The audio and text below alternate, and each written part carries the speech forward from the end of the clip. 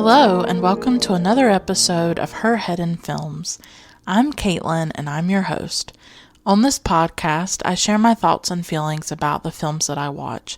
They tend to be art house and world cinema. What makes this podcast unique is that I weave together my life experiences with an in-depth discussion of the films that I love. I explore the impact that cinema has on me and why I connect so deeply to it. As I like to say, my head isn't in the clouds, my head is in films. I continue to celebrate the 100th anniversary of Ingmar Bergman's birth with a discussion of his 1978 film Autumn Sonata. And Autumn Sonata is a devastating film. It's a powerful film. It's one that stayed with me ever since I saw it a few years ago. It's the only film that Ingmar ever did with Ingrid Bergman, such an icon who I really love.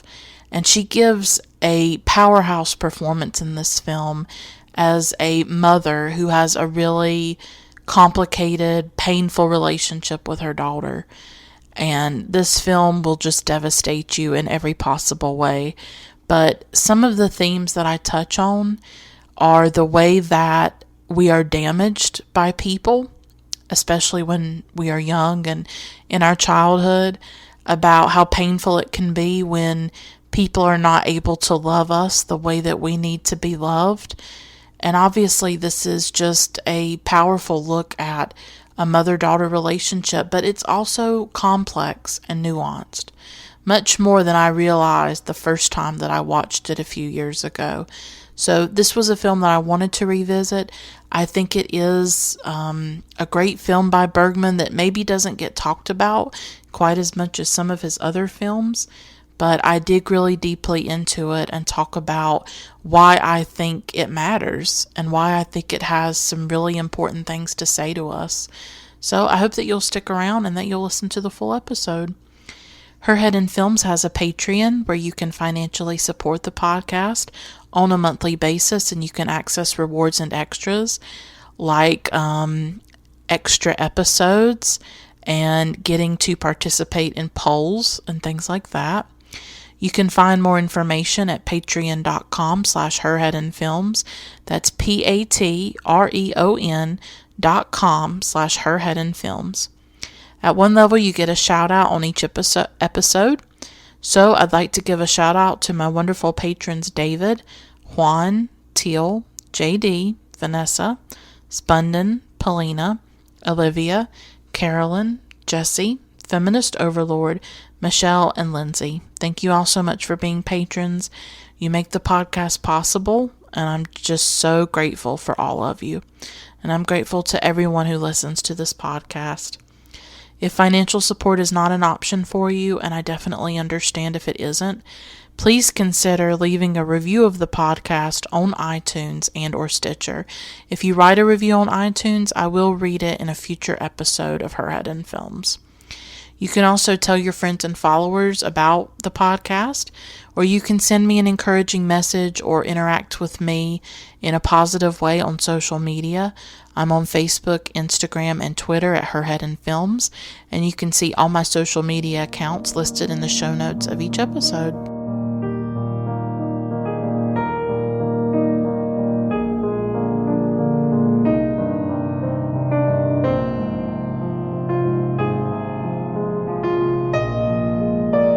Before I talk about Autumn Sonata, I just want to talk a few moments in a more general way and in a more personal way. And longtime listeners know that I do this sometimes. I haven't done it as much lately, where I just sort of muse for a little bit about things going on in my life or something that I've been thinking about. But I want to take a moment to say this because it's been something that I've wanted to say for a while, and it's both connected to the podcast and kind of not, but it'll all come together for you. But just let me speak for a moment. Donald Hall recently died. He's a really wonderful American poet, and I love his poetry. I've sort of been revisiting it, and I recently read a book that he wrote called Without. And it's poems that are about the death of his wife, who died several or many years ago. And his death has brought up a memory for me. I'm a literary person. Some of you may not know that. I've talked about it in past episodes. It's sort of ironic and strange that I have a film podcast because for much of my life I've been really in love with literature. And when I went to college in 2010, I majored in literature.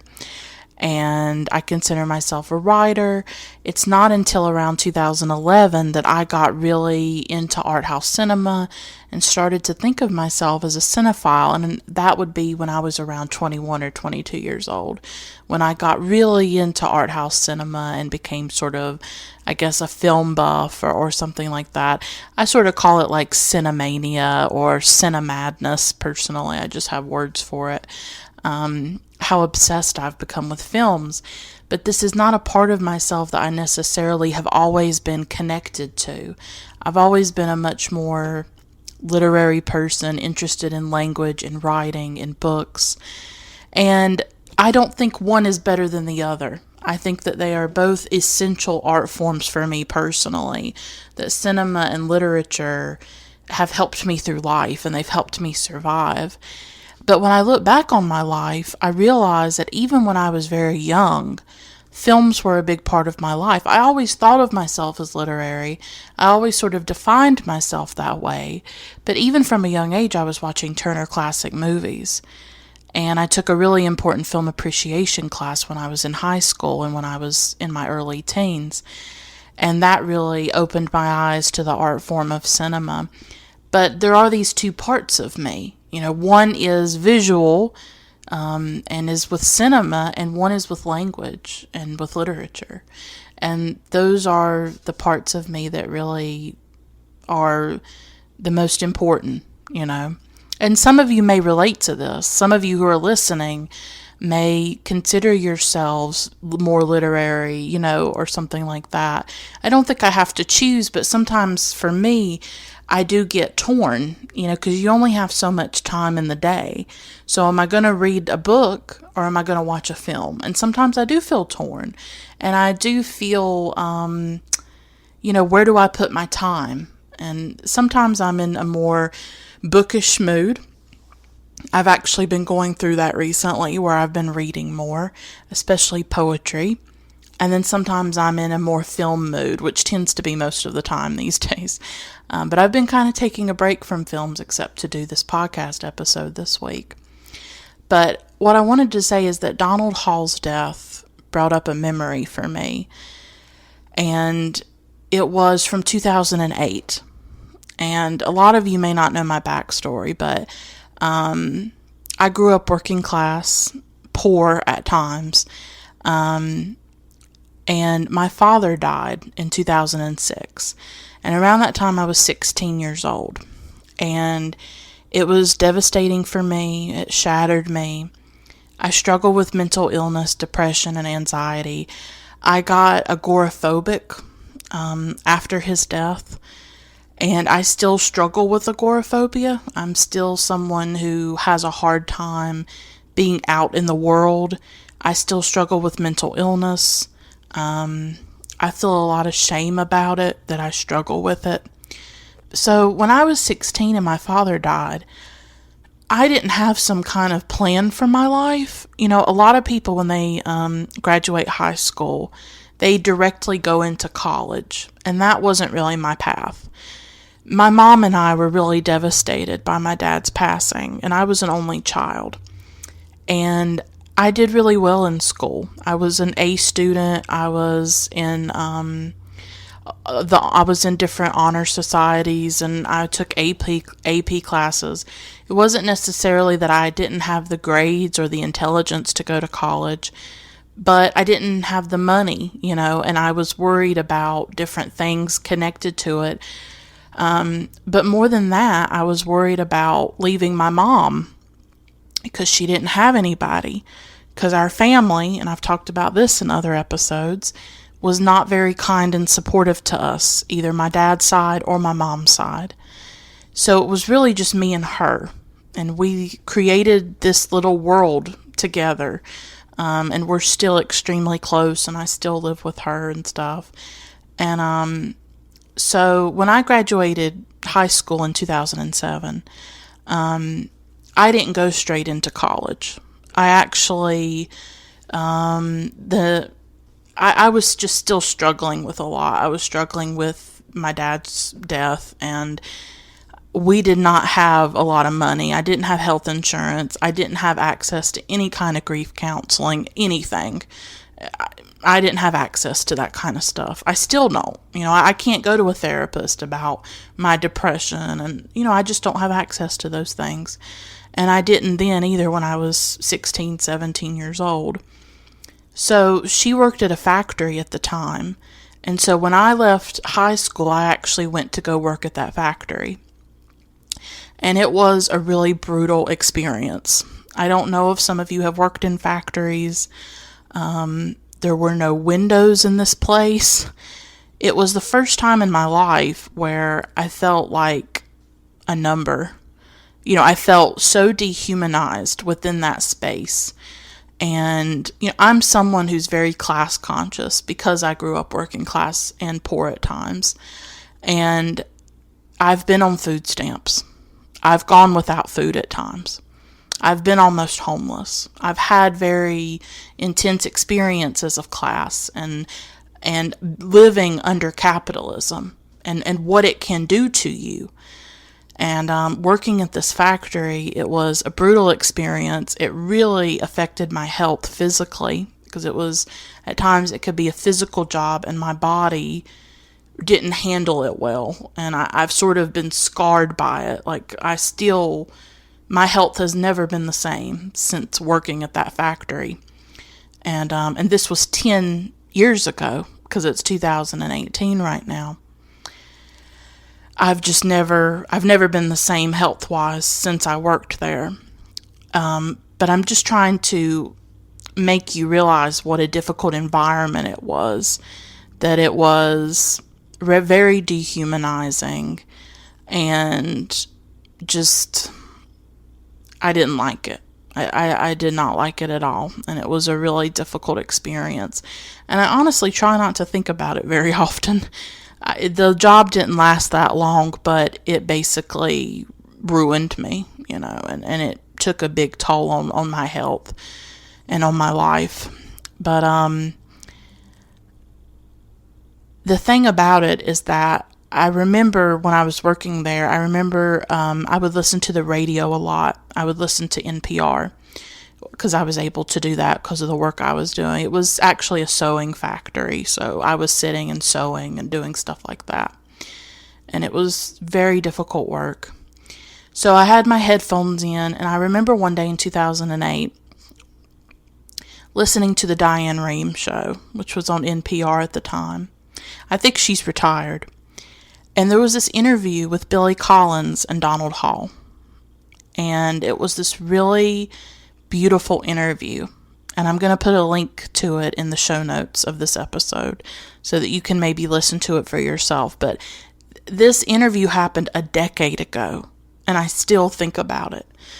And I'm still haunted by it because I just remember being in this infernal place, this factory that is just so dehumanizing, and not a place that as a teenager you necessarily want to be in your life just a few years after your father's died and you're struggling with mental illness and you're struggling with isolation and grief and you have nobody and you're completely alone in the world. It was a really dark place for me, and it was a dark time in my life, those few years after my father died, and they've really damaged me, and I don't know, I still think about them, and I feel very haunted by those years of my life when I just felt so, I felt so undone. I felt like I was coming undone, that I was unraveling, and I had nobody, and I had no help, and I was so, destroyed by losing him and what it did to my life, and within those years I lost other people. I lost my grandmother, my uncle, all by the time I was 20 years old. So this time in my life was so compressed and so traumatic that it still has consequences for me. It's been 12 years, but it's still there for me. I live with the aftermath of it. What it did to my mind, my body, my soul, my spirit. The way it shattered me. All of that loss and that grief and being poor. And I made minimum wage at that factory. I barely made enough for us to live on. But I was trying to help my mom. And I was eventually able to go to college, and that happened in 2010. So that happened several years down the road. But this time in my life is so intense. But I just remember that interview, and I remember what it meant to me to hear their voices and to hear this, and it was like something reaching me. It was like this hand reaching out to me, I guess you could say. And it was a source of comfort for me to hear this interview, to hear Donald Hall, and to hear Billy Collins. And I think it was one of the first times when I realized the power of radio, the power of a human voice telling a story and talking.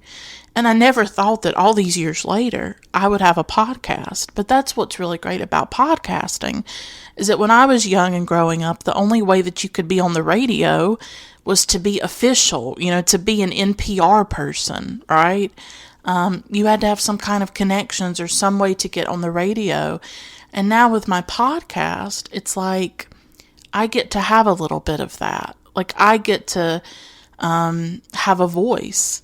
And I like to think that maybe for somebody out there, my voice or my podcast could be what that Donald Hall and Billy Collins interview was. And that's why I do this. And I've been thinking about the last few years of my life, and they've been difficult. I lost my house in 2015. I've moved a lot. I've had a lot of instability. I've had a lot of struggle the last few years. I'm just going to be honest about it. I feel like ever since my dad died, every day is a struggle. I'm just trying to survive. And I get so tired of just surviving. But I think a little light in the dark has been this podcast. And I really feel like I'm creating something or building something that could be meaningful for other people. And I hope that it is. I hope that my voice reaches you wherever you are in your life. You may not be, in the depths that I was 10 years ago at a factory. You may not be at the worst point in your life. And I hope that you're not. I don't want that for anybody. But wherever you are in your life, I hope that my voice is something meaningful for you. And I hope that it makes you feel a little less alone. I hope it makes you feel seen or heard or affirmed in some way. I really do care about those of you who listen. I care about those of you who care about me and care about my voice and care about what I have to say. So please, if you're on social media, I love hearing messages from y'all. I love getting comments. I love that. I really do. Because that is what I'm doing. In my own loneliness and in my own pain, I'm trying to reach out and connect to you. I'm trying to be like that Billy Collins and Donald Hall interview in a way. And I'm trying to make a connection with you across vast distances.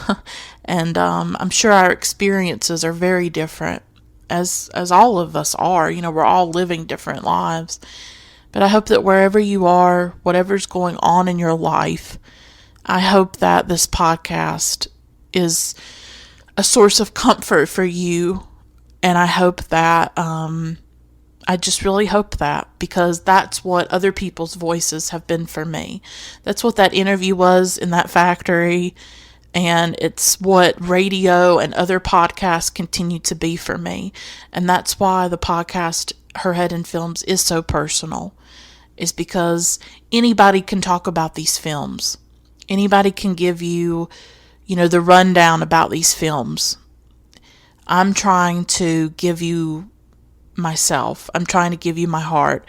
I'm trying to give you my story. I'm trying to explain what a film means for me in my life and why it moves me or why I think it's important. And I do hope that there's something comforting about that for you, or just that you connect to it in some way, or that I give you something to think about, or I give you a different perspective than maybe what your life is. That's all I'm really trying to do with this. So I wanted to talk about that for a little while because it's just something I've been thinking about, and I've been thinking about just how much Her Head in Films means to me, that throughout all of the chaos and the instability and the pain over the last few years, this is a bright light for me, and it's something that I am creating with my own voice, my own hands, and it's something that I'm building and that I can point at and say, look what I've done.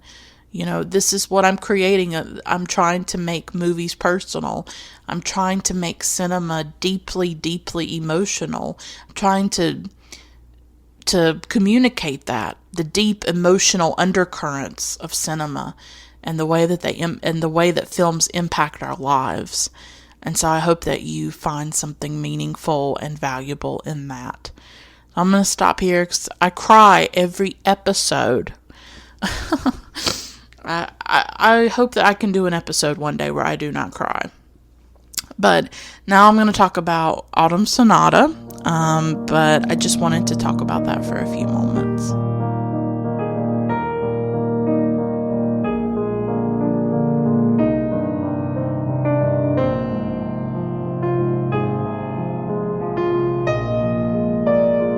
Before I get into my deep analysis of Autumn Sonata, I just want to give you some background information about the film, about how it was made, and sort of the inspiration that Ingmar Bergman had to make the film. This is one of his later films. It's from 1978. And it's really notable for it being the first collaboration, or really the only collaboration, between Ingmar Bergman and Ingrid Bergman. And they have such similar names, and, they were both Swedish. And for me, I think this is a really powerhouse performance by Ingrid Bergman. I could have chosen so many Ingmar Bergman films to talk about. He was prolific. We all know that. Those of you who are listening, you know how prolific he was.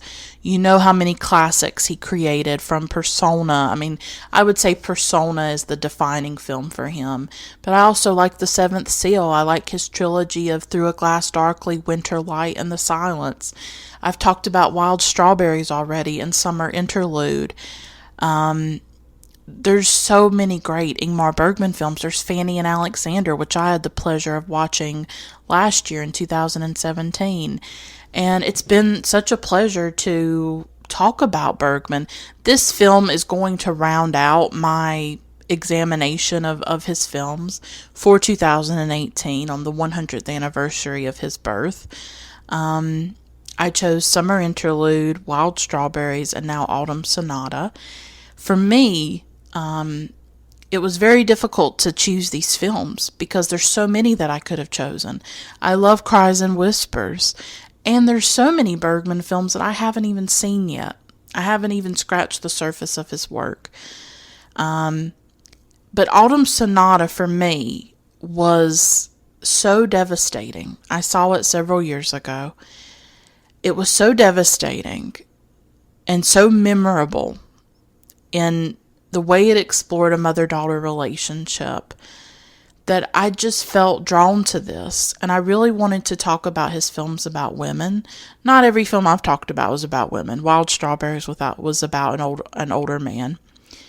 But Autumn Sonata is about women, and it's about this mother-daughter relationship that is not one that I can personally relate to. I'll be honest about that, because I have a really close relationship with my mother. we're extremely close, and we have a very loving, affectionate, beautiful relationship. She's my soulmate. She's the love of my life. She's just everything to me. I can't overstate that. She's just my life, and I love her deeply. And so Autumn Sonata, I can't necessarily relate to it personally, but it just made such a visceral impact on me that I had to talk about it. And so I want to dig in a little bit into some of the filming and the idea for the film, and all of this information is my central source is Ingmar Bergman's book Images, My Life in Film. I can't really recommend it enough to you. I mean, this is a book in which he goes film by film talking about the inspiration for different movies, talks about the experience on set. The Magic Lantern does this a little bit, but I would say his autobiography, The Magic Lantern, is more about his childhood, and he talks a lot about his time in the theater. That is like a huge part of the book as well. But Images, if you want to know more about his films, I would go with Images. If you want to know more about his personal life, then The Magic Lantern would be the one to go with. Bergman in Images tells us that Autumn Sonata was written in 1976, and it was written during a big time of turmoil for him. He was embroiled in a tax evasion scandal, and he ended up in a psychiatric hospital. I guess he had a breakdown because of it. And so around this time, he wrote it. And eventually, that tax evasion charge was reduced, he says, quote, from that of a serious crime to one of simple tax understatement, unquote. So Autumn Sonata is really born from a tumultuous time in his life, and that seems to be a bit of a pattern with some of these films, that they come from difficult times in his life, and he did have a complicated personal life. He says, quote, Autumn Sonata was conceived in one night in a matter of hours, after a period of total writer's block. The lingering question is, why this? Why Autumn Sonata? It contained nothing that I had been thinking about before. Unquote. So he himself feels like the origins of this story are mysterious. He doesn't know quite where it came from inside of him. He had been wanting to work with Ingrid Bergman. She and him had met each other at the Cannes Film Festival when Cries and Whispers was being shown. And he says that she gave him a letter or a note and said that she really wanted to do a film with him. I've always thought this is a really fascinating thing about Ingrid Bergman, who is herself a fascinating person, and I obviously can't go deep into her life on this episode, but obviously I would encourage you to watch more of her films. I love her in Casablanca. I still don't know how to say that word. I'm going to say Casablanca. I just feel weird. I don't know how to pronounce it properly sometimes. And I love her in Gaslight. I love her in Hitchcock's Notorious. I like a lot of her early work. And I also love her work with Roberto Rossellini, which I might talk about a little bit later. She did Stromboli. She did Journey to Italy. Oh, I love Journey to Italy. I'm going to have to do an episode about it. I actually want to do some episodes about Italian cinema down the road. What's interesting is that she started, with these Hollywood films, and in that studio system, I guess you could say, with Hitchcock and all of that. But then she wasn't afraid to sort of go outside of that and go to Europe and do these different films. I can't think of an actress who really does that. I mean, usually if you're making films in America, in Hollywood, that's where you stay your entire career, and that's the kind of films that you do. The only actress I can think of nowadays that sort of goes back and forth between Hollywood and sort of art house would be Kristen Stewart. She's done film, obviously she did Twilight, but then she's also done Clouds of Sils Maria and Personal Shopper. She's done some French films. And so I think Ingrid Bergman was sort of similar in that way, where she was doing films in Hollywood, but then she went to Italy and she fell in love with Roberto Rossellini, and they had some children, and it was a huge scandal in her life. It sort of ruined her career for a while, but she did eventually make a comeback. But she was very vilified for doing that. And so she went and she made these very classic art house, Italian cinema classics. And then she also worked with Ingmar Bergman. And I think she had a beautiful range about her. And I think she gives a powerhouse performance in this film. And so he knew that he wanted Ingrid Bergman in this film. And that's what he got. But the filming itself, he says, was very draining. And it came from the different sort of styles between him and Ingrid.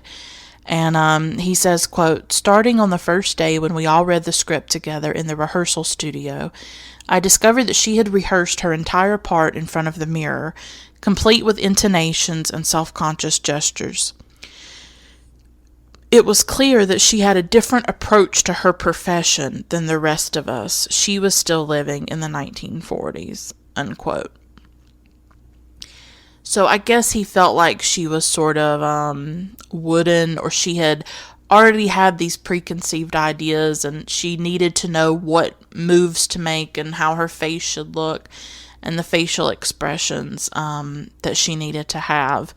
And they just had sort of a contentious working relationship at times, that sometimes he had to be more aggressive with her, and their styles were just like kind of really different. And he goes on to say in Images, quote, "Ingrid also had some trouble remembering her lines. In the morning she was often crabby and angry, which was understandable. She lived with constant anxiety over her own illness, and at the same time found our way of working unfamiliar and frightening. But she never made any attempt to back out. Her conduct was always extraordinarily professional, even with her obvious frailties. Ingrid Bergman was a remarkable person, generous, grand, and highly talented," unquote. So they had a difficult working relationship. I guess she came from a different style of acting, and I guess he felt like she was sort of frozen in that way of doing things, and it was very different than the way that he did things. But in the end, I still think that he got a really great performance out of her, and he got a great performance out of Liv Ullmann as well. And at the time, Ingrid knew that she had breast cancer, and she would eventually die from that breast cancer, unfortunately.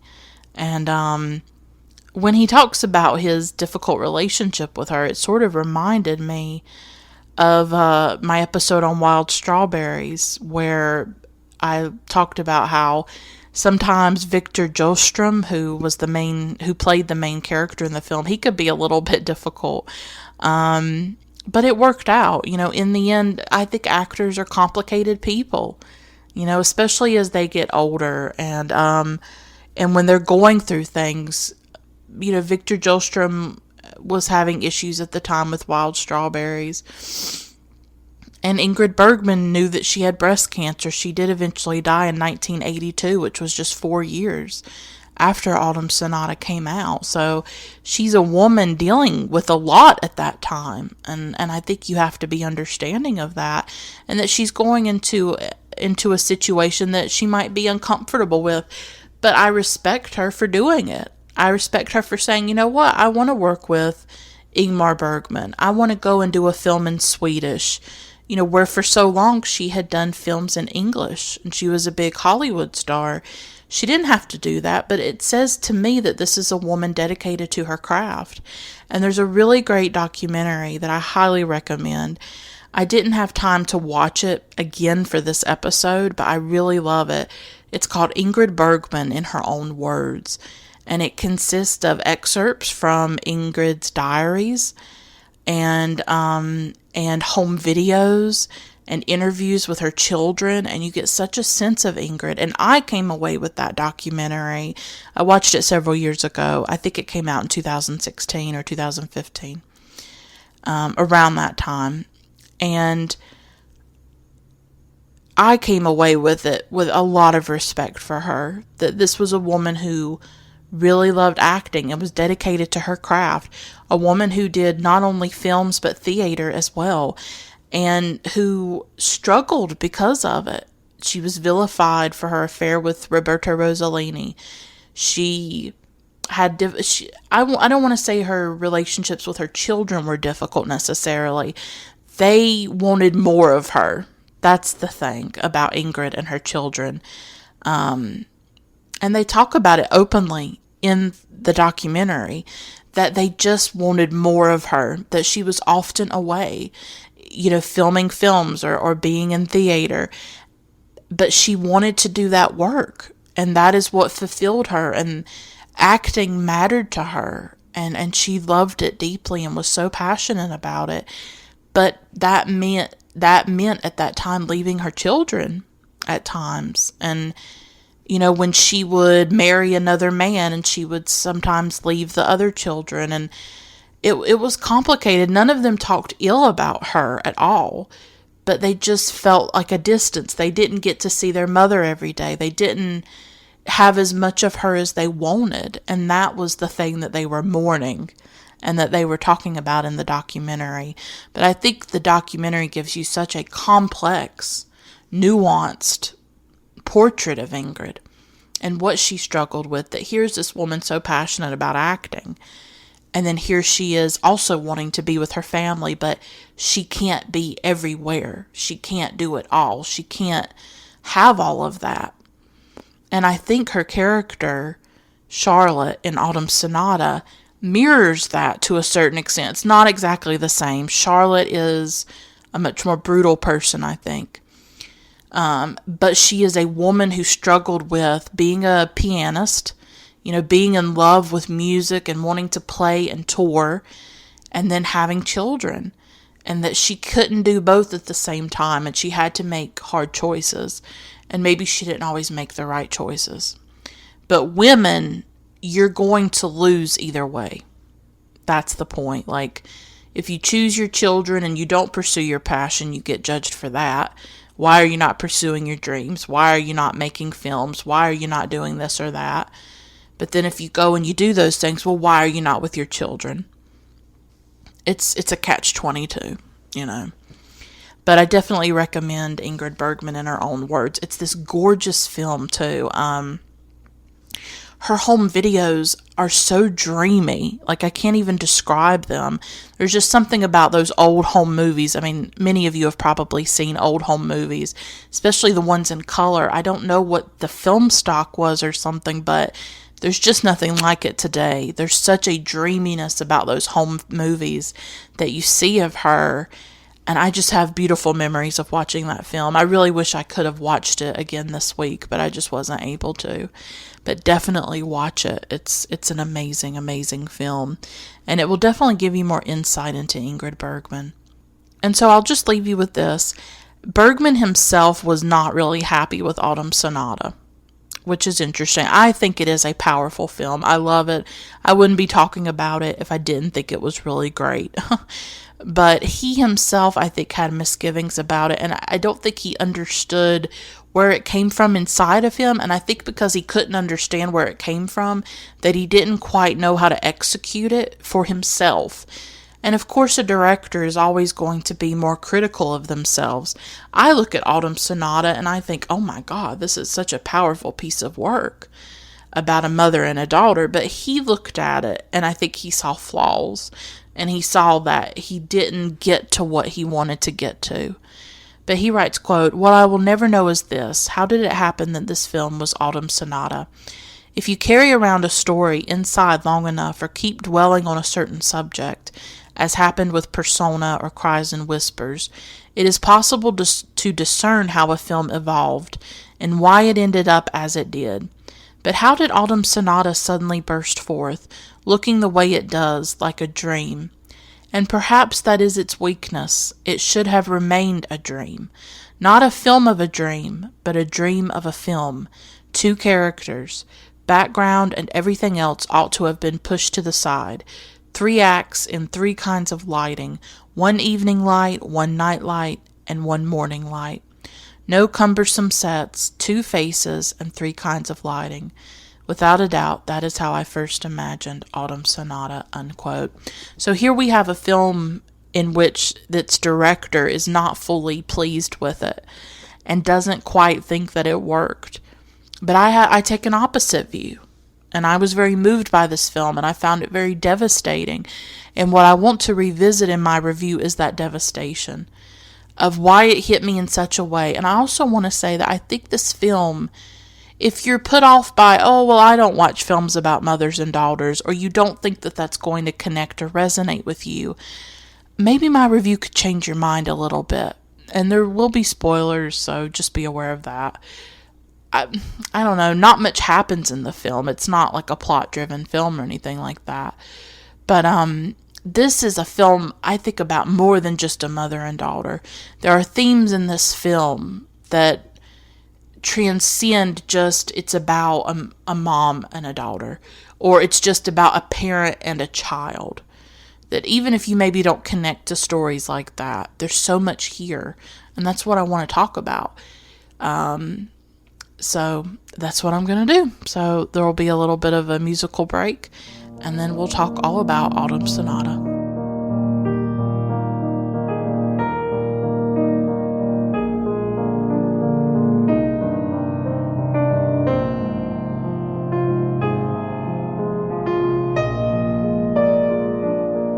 Watching Autumn Sonata for a second time, I think I understood the film better. I think I saw it in a different way. I think I saw some of the characters in a really different way than the first time I watched it.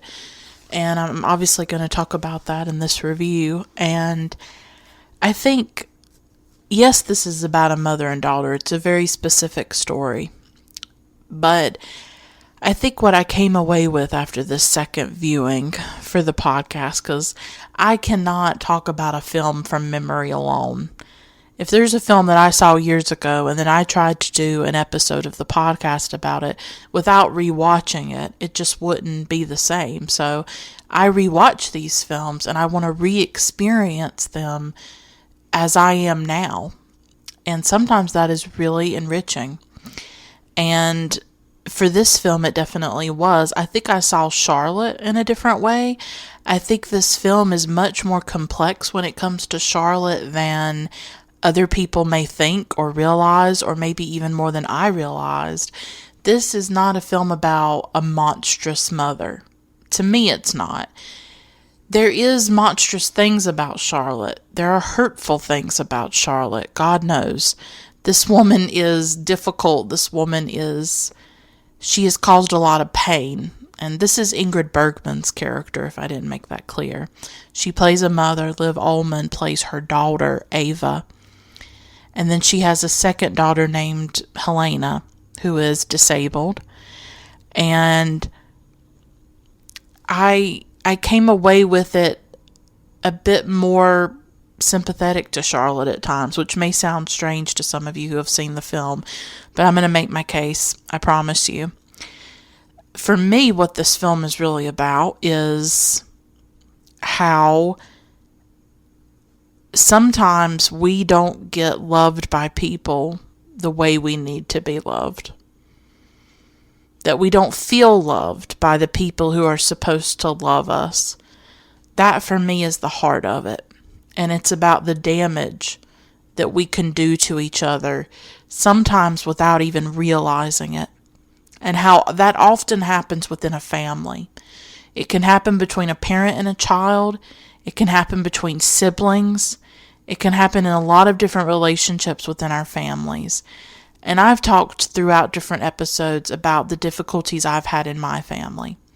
I'm estranged from my family. I'm estranged from my father's side and my mother's side at this point because of things that happened after my father died that were very hurtful, and they just became toxic and people that I didn't want in my life.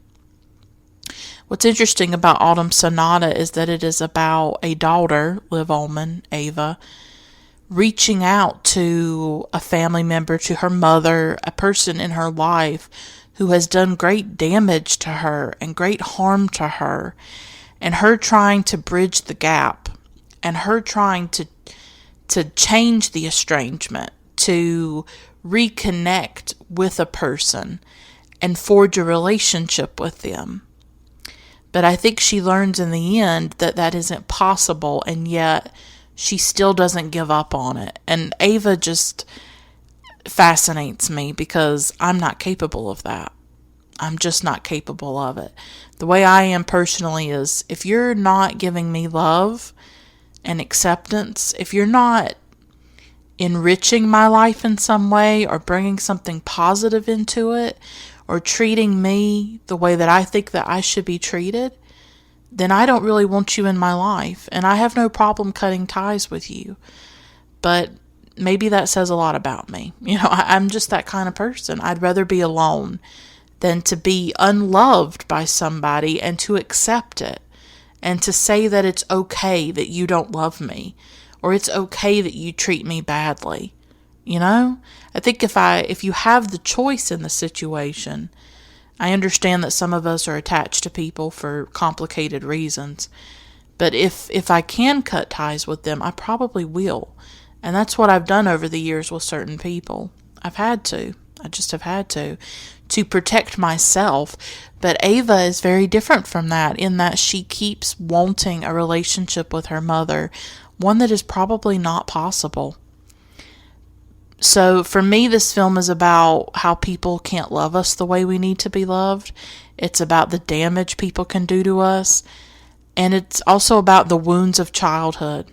It's about how people treat us when we're children. The things that they do, the things that they say, especially if they're a parent or they are some kind of authority figure in your life. It could be a grandparent as well. And what that does to us, and how even when we become older, we become adults, like Ava, and we think that we can overcome it, or we think that we can face it, and that we can resolve it in some way. We really can't. That the damage is done and the wounds are there. And we have to allow people to handle those wounds in the way that is right for them. It's not the same for everybody. Some people get estranged from a parent, and maybe their parent was difficult or abandoned them or wasn't present in their life when they were very young. And say later on that parent tries to establish a relationship, that parent has changed and is showing that they've changed and they want to have a relationship with their child again. Sometimes that child can be open to that, and they can say, yeah, I want to know you, and I want us to be together again. And then some people can't. Sometimes what happened when they were a child lingers and it stays with them. And even though that parent may have changed, say you had a parent who had done drugs, when you were 10 or 11, and they were not part of your life for many years. Well, say 10, 15 years later, they're clean, they're sober, they come to you and they say, I want us to have a relationship again. I want us to be parent and child. I think some people can be open to that and say, well, this person's changed and let's have a second chance. And I think some people can't do that. It's just not, and you have to respect that. And each person deals with these things in such complicated ways. But this is also a woman struggling in some ways to have a family and a career. I know it sounds cliche, we have these discussions in popular culture. Can women have it all? Can they have a career? Can they have children? It tends to be this sort of bourgeois, like middle class thing, these white women who want to have it all, who want to have their businesses and their corporate careers and then raise a family, and how hard it is on them. I mean, this is the stuff that you hear on the Today Show and things like that. But I think it's, it is an issue for a lot of women that you work and then you try to have a relationship with your children at the same time. And that can be difficult, whether it's for a middle class, upper class woman or a working class woman who wants to spend time with her children. This is something that is an issue for women that men are not interrogated in the same way that women are when it comes to having a job and having children. And I think that's just the truth. And that is part of this film as well that I'll talk more about. So those are just a few themes, and then I'm going to elaborate on some of them as my review goes. But this is just a devastating film in every possible way. It's heavy. It's intense. I would liken it to when I rewatched John Cassavetes' film, A Woman Under the Influence.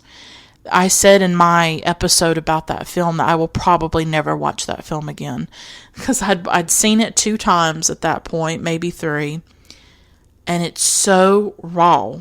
It's so intense. It's relentless in its intensity and in its devastation. And I think Autumn Sonata is very similar. A lot of Ingmar Bergman films are like this. They are intense. They are profound. They are, they don't let up. They don't give you a break. But since I watch films on my laptop, I can take a break when I want to. And I had to take a lot of breaks watching Autumn Sonata.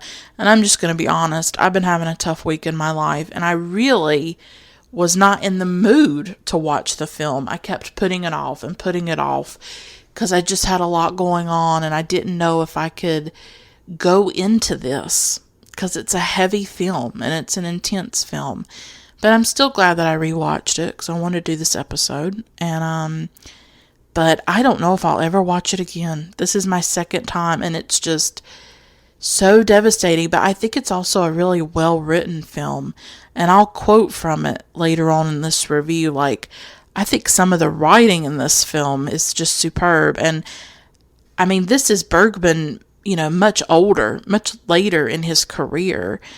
And his writing is still just impeccable. Like, do we talk enough about him as a writer? I don't know if we do, because I think he is one of the greatest writers of film I've ever seen. Like, the dialogue in the films, it feels much more like theater. And you can tell that he comes from a theater background. That's where he started. He spent a lot of time in the theater. And you can see it in the dialogue. I mean, as I was watching this, I know the filming of it was really difficult.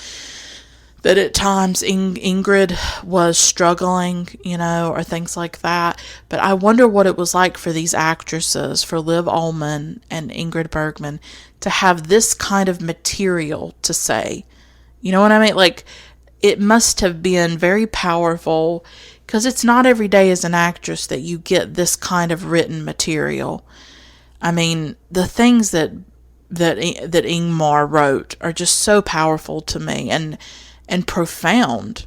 I take a lot of screenshots when I watch subtitled films, when I watch films in a different language. I love subtitles. I don't like films that are dubbed. I understand that some people may find it necessary to watch a film that's dubbed. Maybe if you have vision issues and you're not able to read the subtitles. But I will not watch a dubbed film, an English dubbed film. I refuse to do it. I have to watch with subtitles. And I love being able to pause the film and take a screenshot and save those words and savor those words. This is such a beautifully written film, despite how devastating it is. So, Autumn Sonata is about Ava, played by Liv Ullmann. Her husband's a parson. They live at a parsonage. She's a writer and a journalist, I think, and she's written a few books. They live this very quiet life. And Ava has lost her son. He died a few years ago when he was just 4 years old. His name was Eric. And she still feels a very deep and profound connection to him. She also has her sister Helena living with her, and her sister is disabled. And at times they call her Helena, sometimes they call her Lena, I guess. I'll probably just say Helena throughout the review, just to be consistent about it. And so Ava, played by Liv Ullmann, writes to her mother Charlotte, played by Ingrid Bergman. She writes a letter to her. They've been estranged and they haven't seen each other for 7 years. and she invites Charlotte to come to her house. Recently, Charlotte has lost her partner. His name was Leonardo. It's not clear if she was married to Leonardo or if they were just, living together. And so Ava wants to invite her to their home. And Ava has a really complicated relationship with Charlotte, who is a pianist. She is a world famous, world class piano player.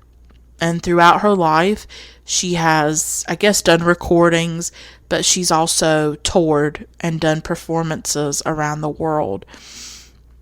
And to me, she comes off like this very highly regarded musician who is just brilliant at the piano and who feels a very deep connection with music, and that is her big passion in life, and that she spent a lot of time away from her children when they were younger. She was always on the road touring, doing albums, things like that, playing Mozart, playing Chopin, and it took her away from her family. It took her away from Ava and Helena, and Ava still has a lot of pain about it, pain that until her mother comes and until they have this confrontation one night, that she has not fully admitted to herself how much pain she feels about her mother and how much animosity and resentment she feels about Charlotte. And that's what bubbles to the surface. This is really about a confrontation in a lot of ways, between this mother and daughter.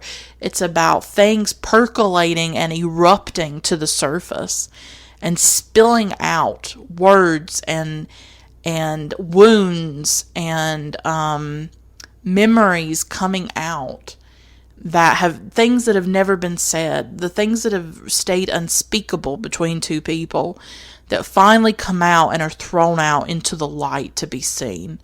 That this is what I feel about you. And it's incredibly powerful. And much of the film, obviously it takes place in autumn. The colors are gorgeous. It is these beautiful reds and greens and earth tones in this film. It's a gorgeous film, I think, personally. And it takes place within Ava's home for the most part. It's a very claustrophobic almost environment. And there's extreme close-ups throughout the film. Close-ups on Charlotte, close-ups on Ava, which, on these actresses' faces, there's crying, there's anger, there's all of it, there's rage, there's so much damage that has been done to these women. And it's just heartbreaking. It really does. So Charlotte does come. She comes to see Ava. They embrace. They're so happy. In the beginning, they really are pretending with each other. They're pretending, oh, I'm so happy to see you. Oh, let's hug. But there's something under the surface. And like I said, that eventually erupts, and I'll talk more about that scene in a moment. But, so Charlotte arrives, and things just start out so tender. They're crying, they're hugging, they seem really glad to see each other. It's been 7 years since they saw each other, and they just seem very loving. Charlotte comes off very loving. But things take a change when Charlotte finds out that Helena is there. She did not know that. She thought she was just going to stay with Ava and Ava's husband. The last time she had seen Helena, she had been put in a home, in some kind of facility that was able to take care of Helena. She is basically bedridden. She's not really able to speak. She struggles to speak. She's very, she just struggles. She struggles a lot. But you can tell that Helena, like Ava,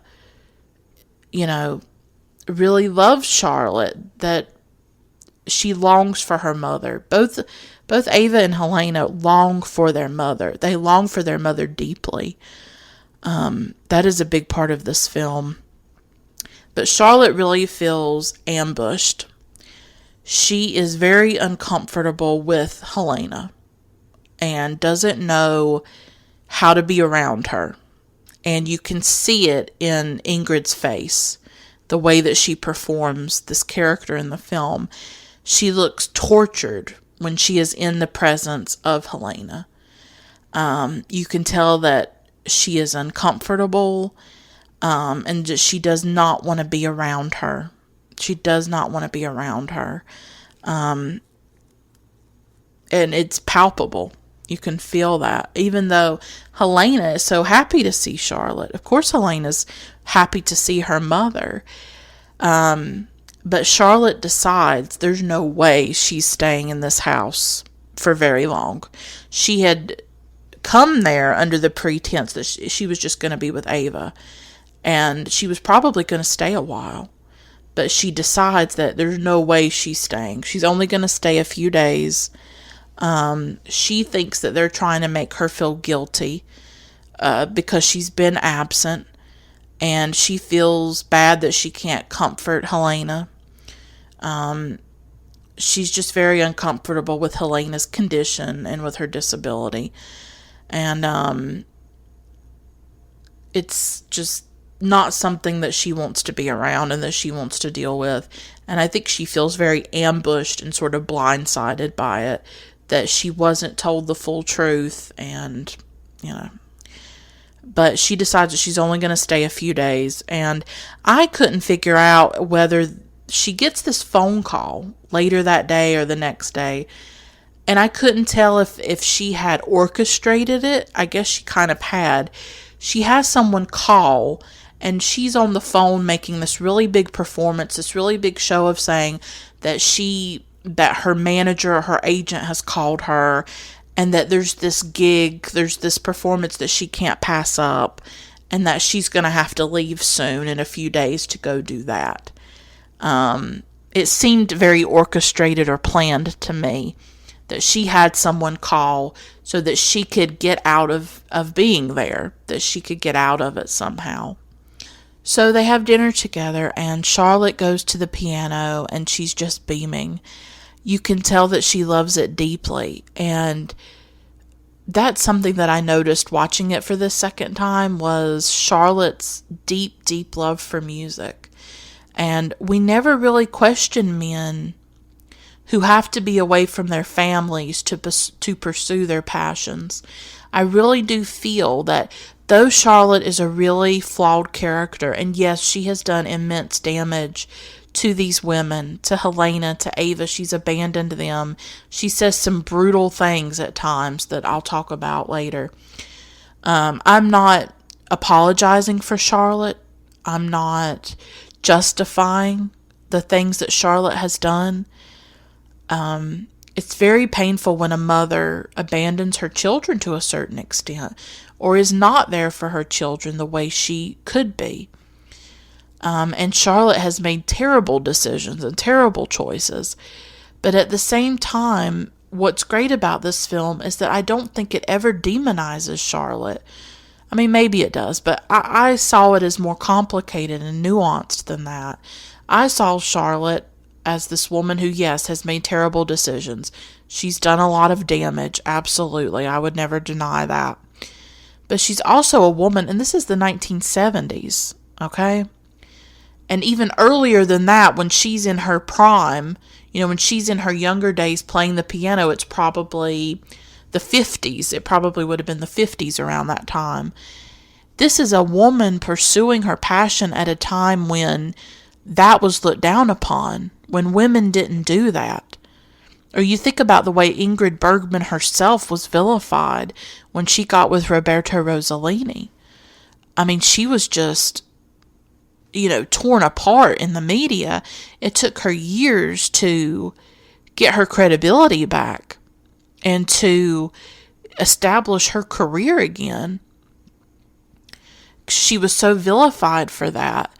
And she herself, Ingrid Bergman, struggled with having a relationship with her children and having a relationship to this art form that she loved of acting, whether it was in the theater or it was in films.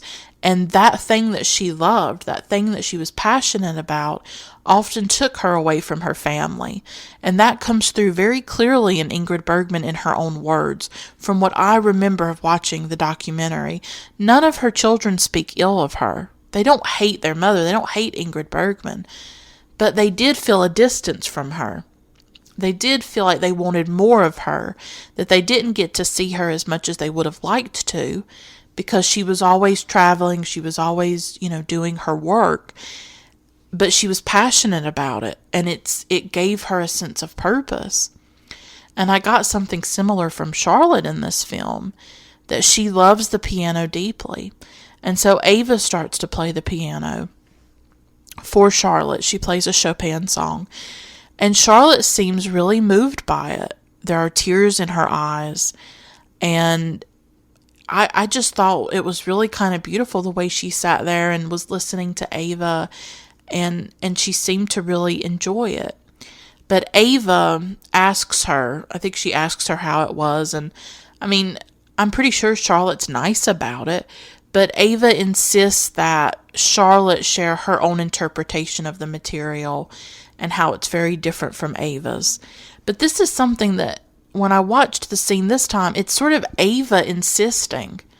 Ava saying, oh, well, you should play your interpretation.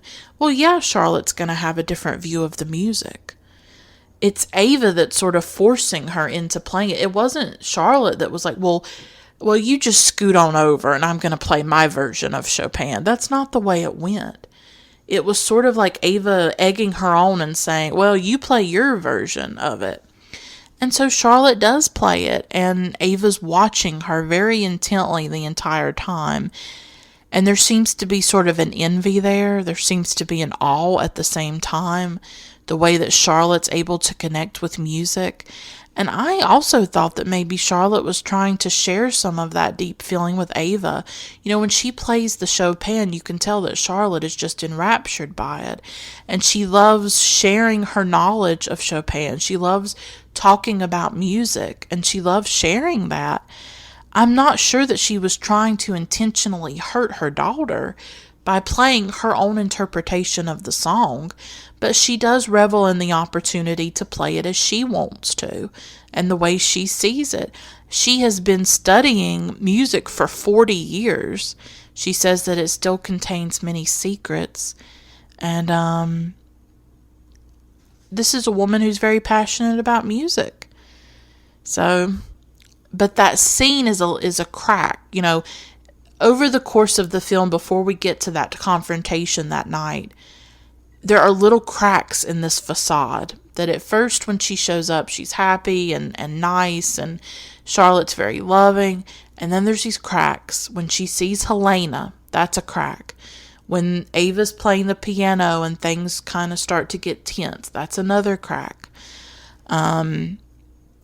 Charlotte sits with Ava in the nursery, the room where Ava's son Eric used to live. And he died just before he turned 4. He actually drowned. And she says that she still feels the presence of Eric and that she still feels connected to him.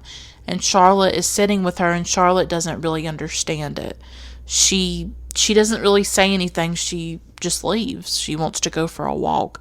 That's sort of another crack. It's about these two women, this mother and daughter, who are not really able to communicate with each other. And I started realizing, obviously, that if Charlotte has not seen Ava for 7 years, and Eric died when he was 4 years old, I don't know if we're told how long it's been since Eric's death. It may have been a year or more or less, I don't know. That really, Charlotte never even met Eric. And that's really heartbreaking. You have a child, and then your mother never comes to see him. And she makes the excuse that she was recording Mozart sonatas and she could never get any time off. But that's really heartbreaking that you have a child and your child dies and your mother isn't there for you. So I'm not justifying Charlotte at all. But when we're watching a film, I think we have to look at the characters in a somewhat nuanced way as much as we can, even though when we're in our own lives, we really can't look at people in that same nuanced way, right? Like, if we've been hurt by someone, or they've abandoned us, or they've treated us terribly, it's really hard to see their side of it. It's really hard to have any kind of sympathy for them. But in a film, I think a film sometimes can engage your empathy in a different way, that you're able to see a situation from the outside. You're able to see it from multiple perspectives. That is, I think, one of the powerful things about art, is that you can see these different characters, and sometimes in a story, instead of seeing the narrative from one character's perspective, you can see it from multiple characters' perspective. And you can see that people have different experiences of the same exact thing. And that happens in our own lives too. That something I experienced a certain way is not the way another person experienced it who was present there for it. And that will come out in this film as we go along. That, especially in Ava's childhood, Charlotte did not realize the things that she was doing to Ava. She did not realize, for some reason, the damage that she was inflicting, that she thinks they were happy together. And Ava is confronting her and saying, we lived this together, but I have a completely different experience and perspective than you do. So we get the confrontation. One night, it might be later that night after the piano playing, Charlotte has this nightmare of someone on top of her, and she wakes up, and she goes out of her room, and she's eventually joined by Ava. So they're up, and it's the nighttime, and this is when the confrontation starts to happen, that they start to talk, and Charlotte asks Ava if Ava likes her. And Ava can't really answer it. She says that she's her mother. She's implying that I like you because you're my mother, not necessarily because I like you, or love you. You can tell that Ava is ambivalent about Charlotte, and it's just very difficult for her to figure out her feelings. And she says at one time that she doesn't actually know if she hates Charlotte, because Charlotte asks her point blank, do you hate me? Or something like that, or uses those kinds of words, and she doesn't know. And she also says that she doesn't know what exactly she wants out of Charlotte being here, that she's not sure why she invited her to the house. She says that she thought that she could be an adult and that she could handle the past, but you can tell that it still devastates her. And that's a big theme in this film, is what do you do with this pain from the past? What do you do about the things that happened to you when you were young, when you were a child? You can't just erase them. And I was thinking about this recently, how, some of the most intense experiences of my life happened when I was a child, and how they shaped me and formed me, and how we don't really always remember the happy experiences. We always more intensely remember the painful experiences. We remember that person that called us a name. We remember the way we were shunned or excluded.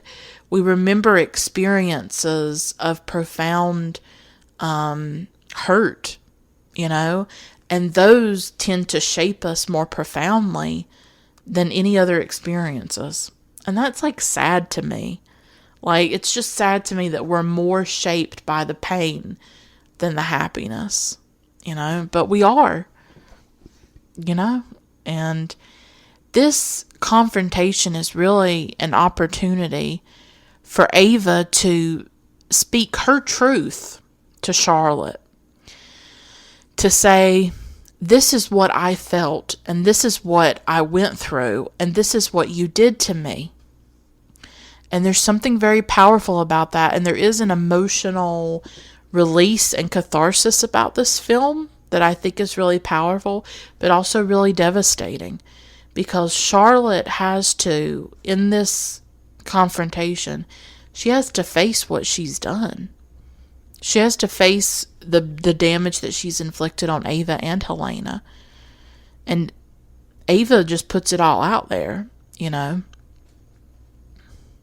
She talks about how she felt like she was just a doll that her mother played with sometimes, that she picked her up and then put her back down, and that the rest of the time she was away playing the piano, rehearsing, performing. And there's these really heartbreaking flashbacks that Ingmar Bergman does where we see them younger. We actually see Ava as a child, and we see her standing outside the room listening to her mother playing. And we see Ava at one point looking at herself in the mirror, and she talks about how she was so devastated when Charlotte would leave her and go on tour. But she also says that she didn't like when she was there. So Ava herself is confused. She doesn't know what she feels because she missed Charlotte when she was gone. But when Charlotte was there, she was overbearing. At one time, Charlotte gets bad back pain, and it keeps her from playing. Performances had to be canceled. And she talks about how she felt guilty when she was away from her family. But she also talks about this experience of a conductor telling her that she should stop playing and that she should go back home to her family because really her best days are behind her. So this is when Charlotte is a bit older. And this is the implication that he sends her, that her best days are behind her, because he talks about this great performance that she did when she was 20, how the audience loved it, and he's really implying that now that she's older, she's not capable of that. She's past her prime. And this is really devastating for Charlotte to hear. And so after that conductor says that to her, she does go back home for a little while. And so her and Ava are talking a bit about that time when Charlotte went home for a little while, and this was when Ava was young. She's probably 7 or 8, I would say. And, but Ava talks about all these years she hadn't had Charlotte, because Charlotte had been out performing. And then all of a sudden, when Charlotte decided to come back home and spend time with the family, now she was there all the time, and Charlotte's presence was actually suffocating and overbearing. She says that Charlotte cut her hair, made her get braces, wouldn't let her wear pants. Ava never felt good enough for her mother.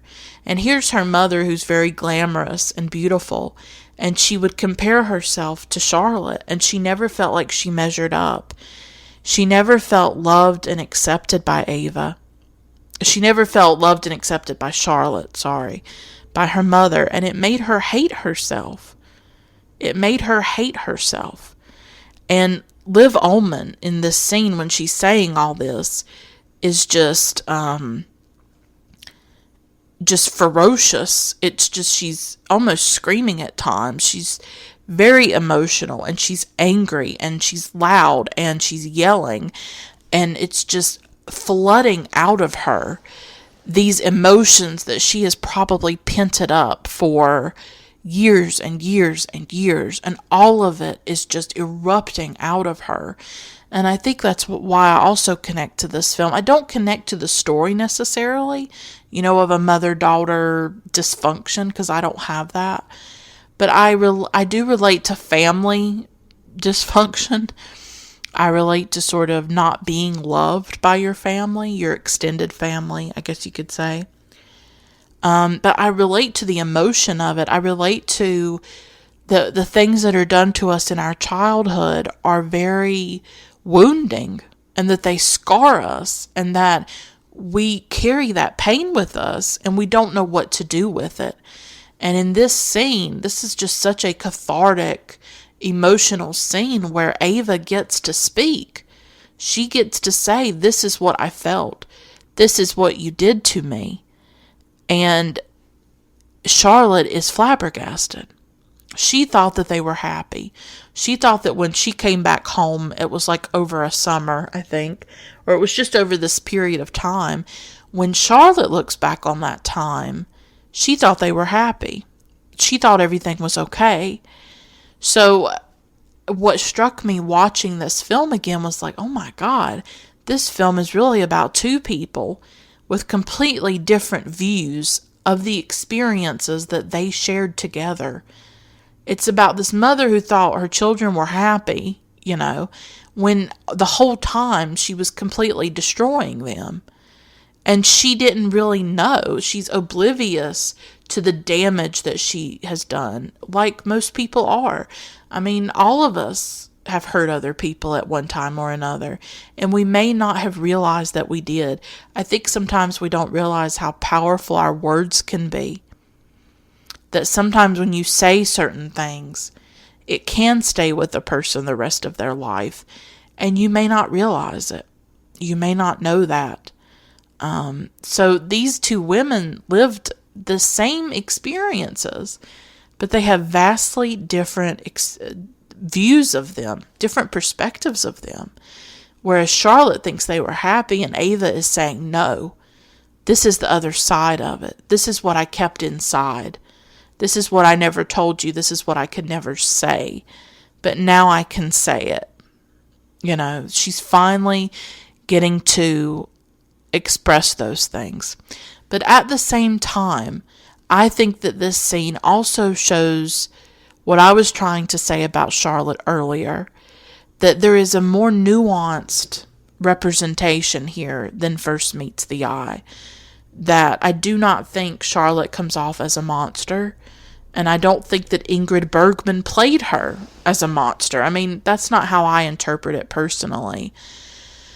And at times I did have sympathy for her. I had sympathy for Ava, and I had sympathy for Charlotte, because I think as we get older, and I've been thinking about this a lot lately, I think as we get older, probably into our 20s, I think we look at our parents in a different way, or I think that we should look at them in a different way. And sometimes people have talked about how when they have children themselves, it gives them a different perspective on their parents and what their parents went through. At the end of the day, what we don't realize when we're really young, when we're 10 or when we're in our teens, is that our parents are human beings too. That they're not heroes, they're not superhuman, they're just not.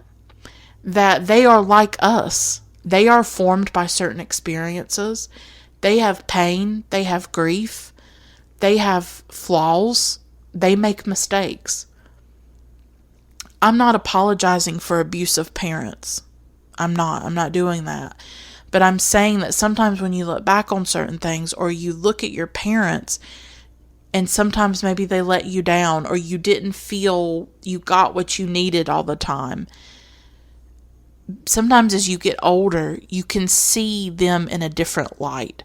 You can see that they were doing the best that they could do. That they had certain resources, or they didn't have a lot of resources, that they themselves were struggling with pain, that they had a history and a life before you were born, and that history didn't go away when you were born, that they carried it with them, and that they made mistakes because of it, But each person has to decide for themselves their relationship to their parents. I would never try to tell you, forgive an abusive parent, or forgive a parent that abandoned you, or forgive a parent that did the things that Charlotte did. But I do think that with time, we can get a different perspective of our parents. And that I think that's an important thing, is to maybe extend a certain amount of humanity and compassion to them. I do think that that's worthwhile. I really do. But each person has to decide for themselves, that relationship and how they feel about it. I do think at times that Ava sends these mixed messages to Charlotte. And I just said it recently. I said, in that particular scene, Ava talks about how she hated when Charlotte left her, and then she hated when Charlotte was there too. So, what should Charlotte do? So, if she's away doing her performances, she's hurting Ava. But if she's there, she's also hurting Ava. And I think Charlotte herself is confused about it. Like, what do you do? What do you do when either way you lose? Either way you're hurting your children. And Charlotte says at one time, she says, quote, "You reproach me for leaving and you reproach me for staying home," unquote. You can't really have it both ways. She missed Charlotte when she was gone, but then she hated when Charlotte was there. So to some extent, mothers especially, they cannot win. Mothers are often blamed for a lot of things. Mothers have a lot of pressure on themselves, and I think it has gotten worse, actually. There is this whole trend of wellness and this obsession with wellness on the internet. It's everywhere, and you can see it in the way mothers, there's this obsession with a natural birth, with eating organic, with breastfeeding your child, with spending time with your child and having maternity leave and things like that. All of these things are available to a certain class of people in this country, because there is not maternity leave for working class women. And if you're having to go back to your job, working at Walmart or working at a factory or working wherever you work, you may not be able to do a breast pump to do breast milk. You may not have the time or the money to buy organic and create organic baby food for your baby.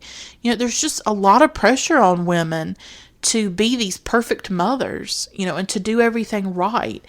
And it's just a lot of pressure on women in general in our culture, obviously.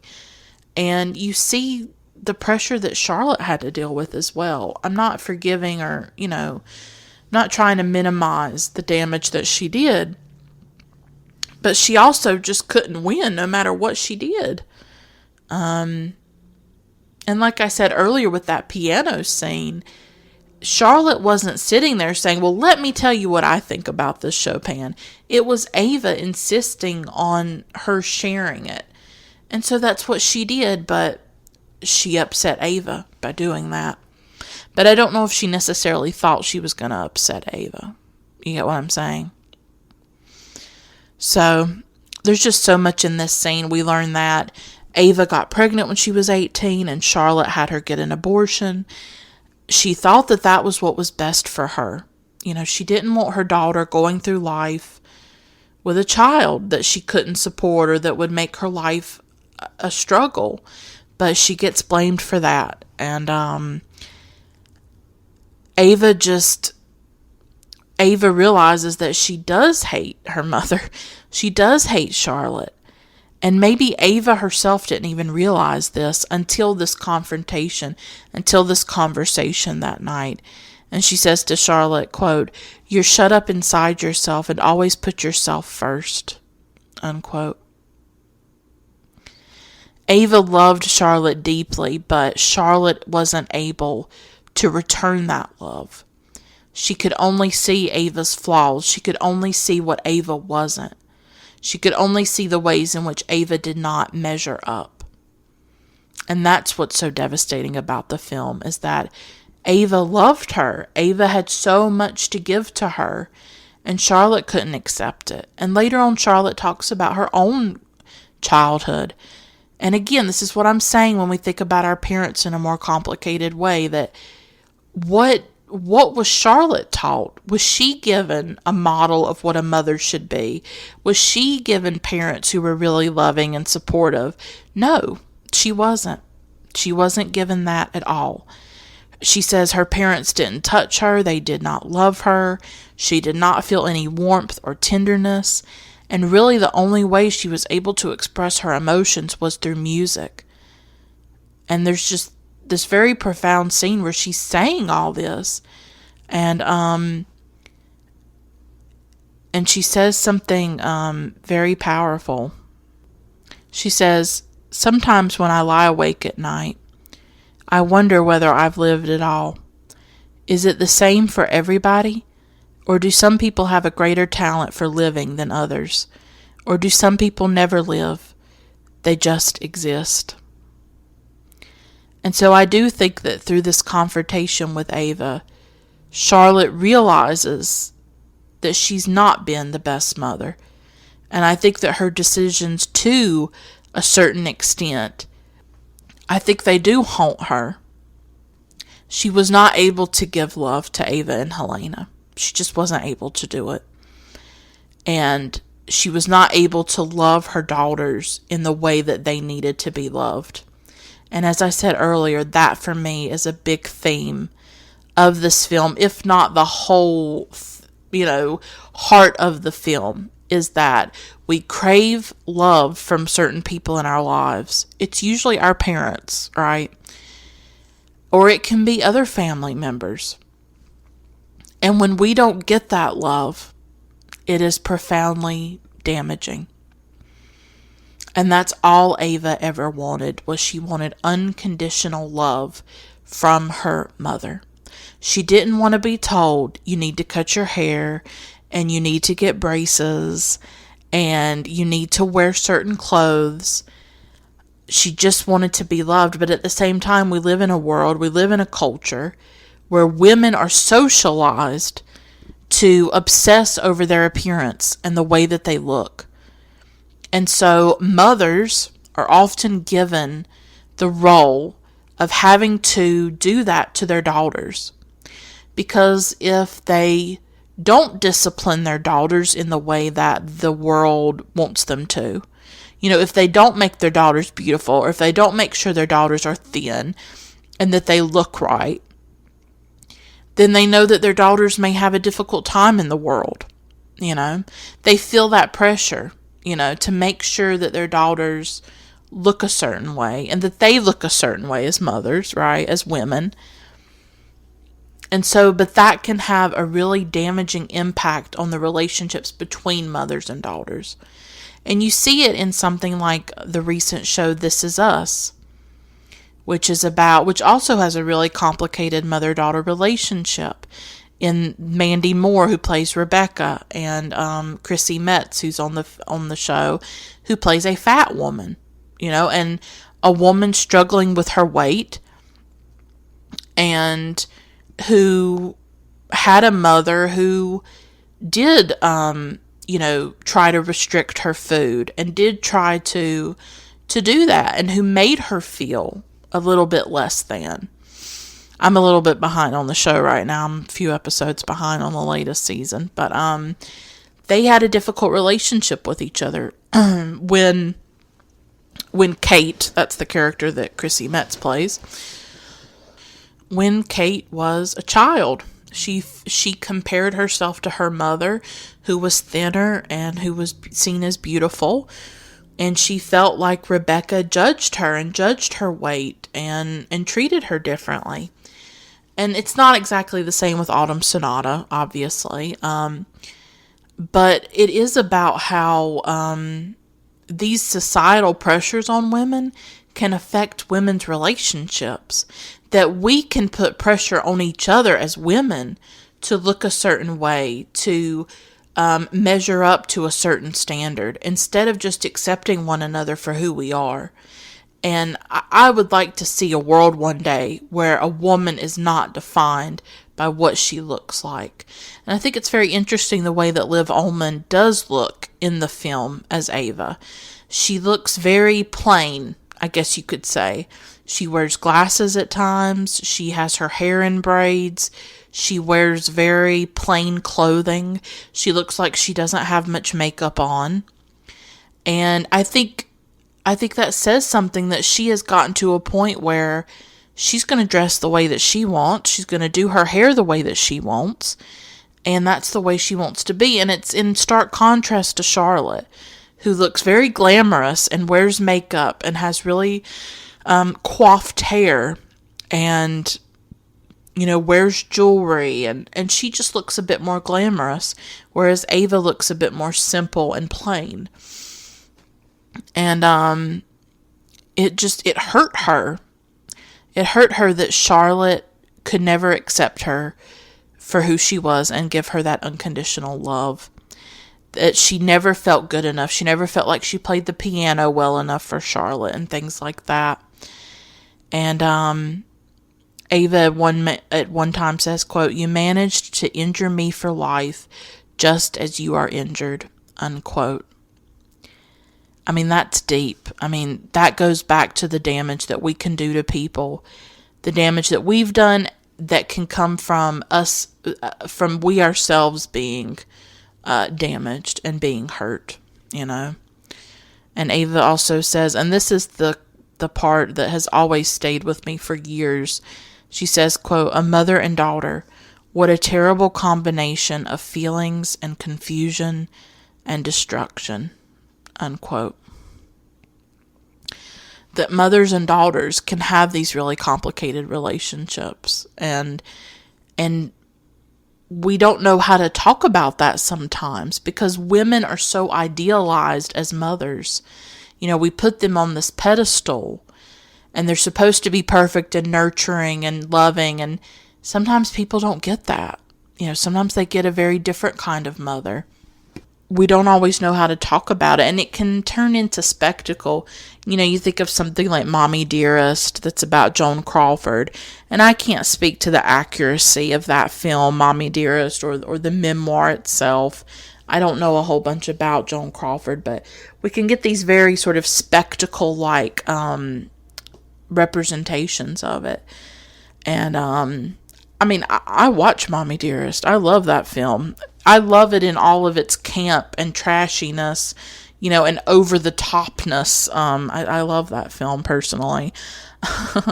No more wire hangers ever. Me and my mom, like, I grew up on that film and we used to quote it all the time. I love Mommy Dearest. But it's a spectacle. You know, it's this very exaggerated, one-dimensional thing. You know, it's not exactly going for nuance. Whereas I think something like Autumn Sonata has much more complexity to it, much more than I realized on the first viewing. And I thought this was a very interesting thing that Ava also says. She says, quote, the mother's injuries are handed down to the daughter. The mother's failures are paid for by the daughter. The mother's unhappiness will be the daughter's unhappiness. It's as if the umbilical cord had never been cut.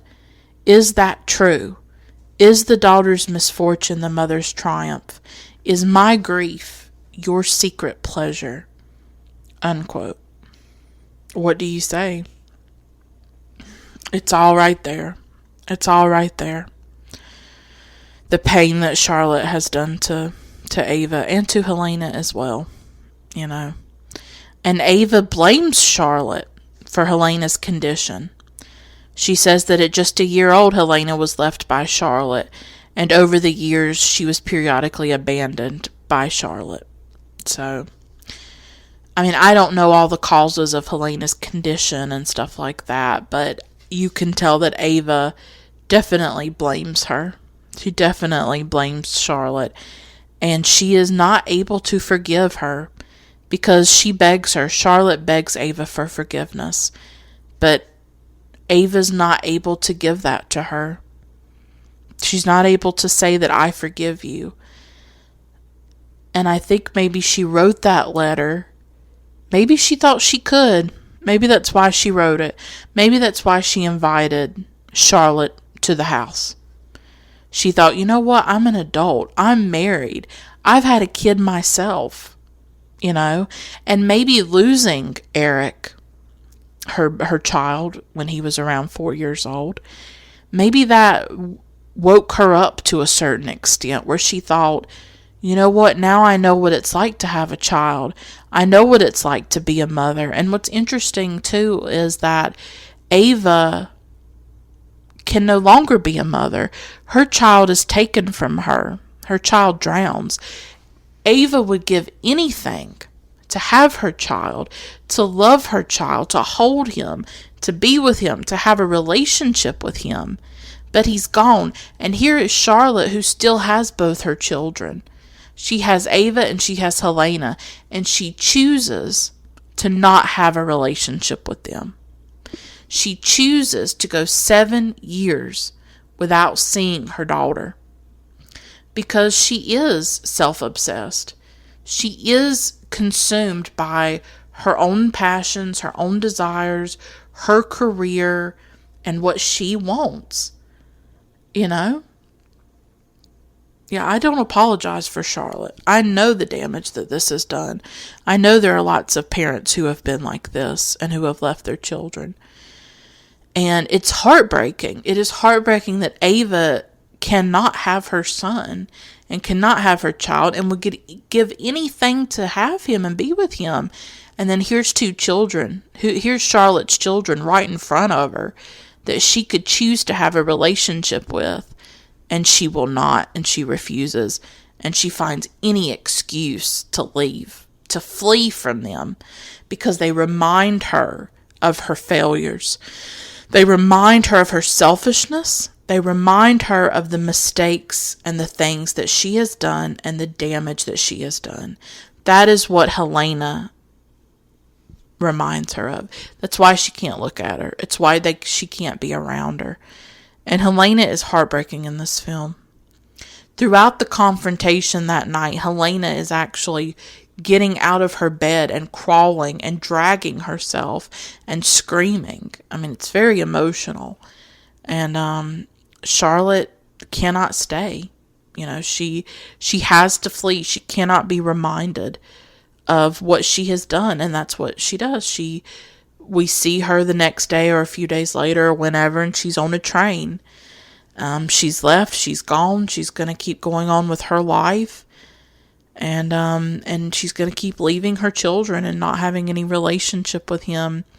She's talking to a man, and she's talking about Helena and saying that Helena was there at the house. She was sicker than ever. And then she says, and I think this says a lot about Charlotte, and this is the darkness of Charlotte. This is the ugliness of this woman. And she says, why can't she die? She says this about Helena. And when she said that, I felt like the breath get knocked out of me. Almost. Why can't she die? She's tired of Helena. She's tired of it. I mean, it's just... Ugh.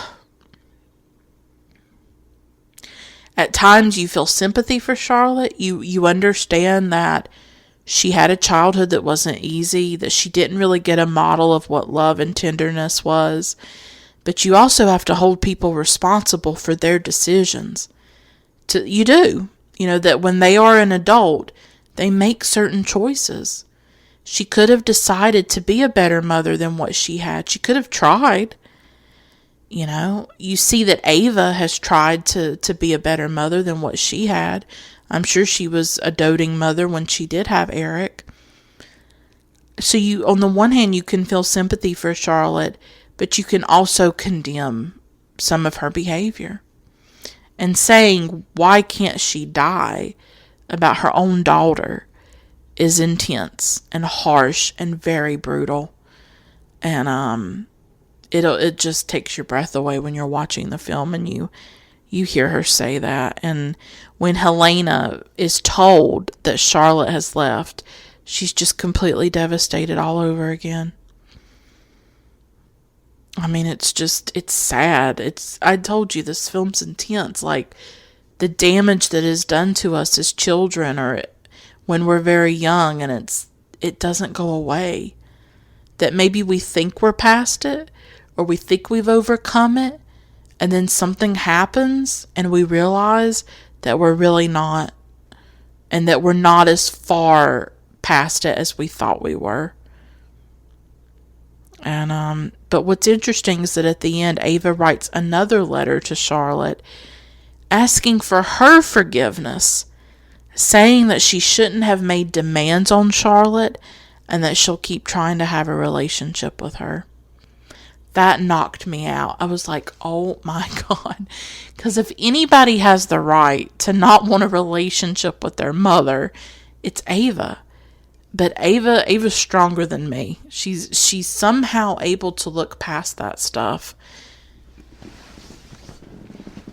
and to keep trying with Charlotte. I mean, it's kind of stunning that she's able to do that, but I wonder if for Ava it's really important to be better than Charlotte, to reach out, to keep trying to have a relationship with her, that maybe she feels like she's taking the high road, as they say, that she's trying to be the better person in that relationship.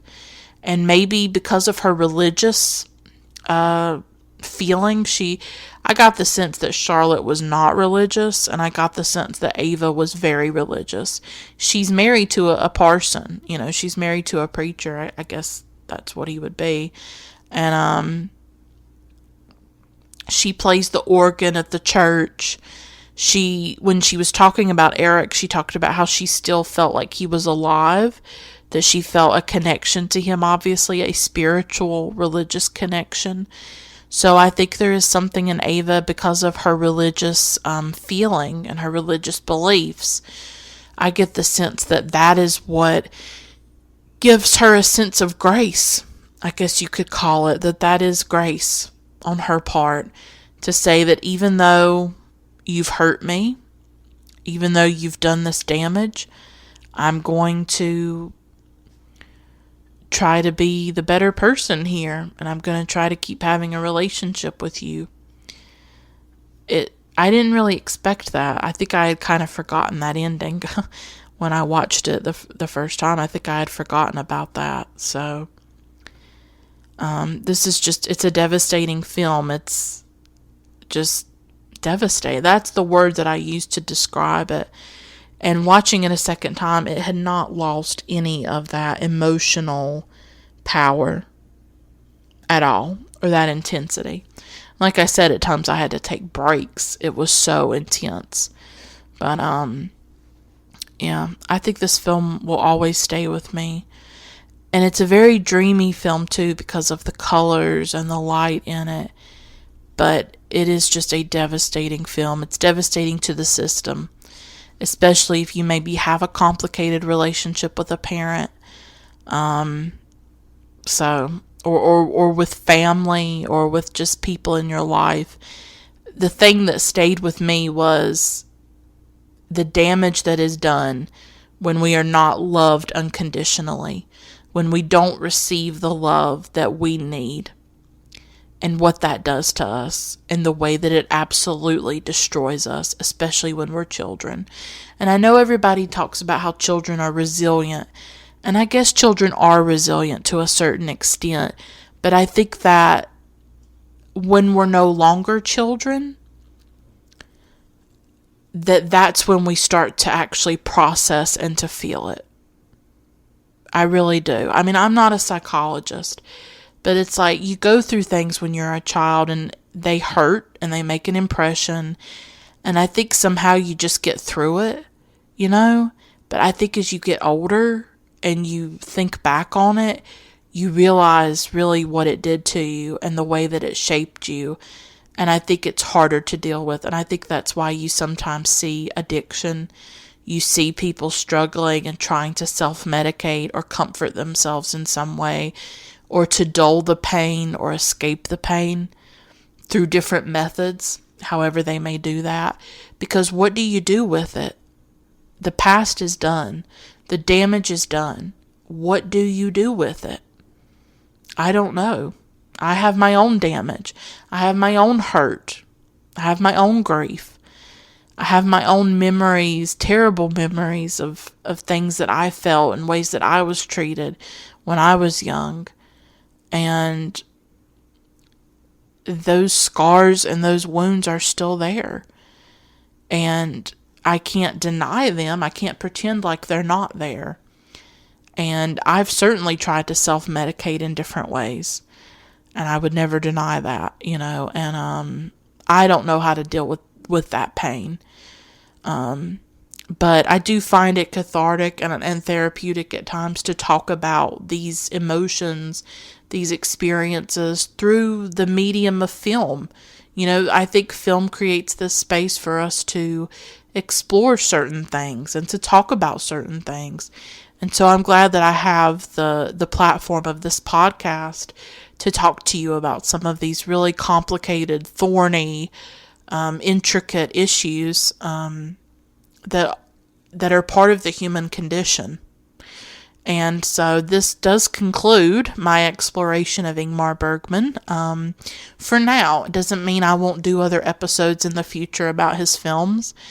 But for 2018, for the centenary of his birth, I wanted to explore some of his work and talk about some of the films that meant the most to me and that brought up certain things for me that I really wanted to talk about. And so I hope that you've enjoyed the series. And I mean, some of you will listen to this episode obviously in the future and it won't be part of the series. You'll just be randomly listening to it. But I hope that this episode was valuable to you in some way. And it's been really great to revisit Bergman's work. And I think he was an exceptional director. I know some people think he's overrated and some people don't care about him or whatever, but I don't listen to those people. I think that a lot of his greatest films, or all of his films really, are about the human condition. And they're about some really deep things, whether it's mental illness or grief or regrets or family dysfunction, or not being loved the way that we need to be loved. There's just so much there in his work to explore, and you'll never be done. There's still so many films of his to see and so much to learn about him. And I hope that this episode or any of the other Bergman episodes that you've listened to, I hope that they've been helpful in some way, or maybe they've piqued your interest in his work, or maybe they've deepened your understanding of his work.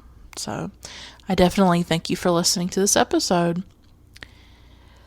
Bye for now. Until next time, keep watching great films.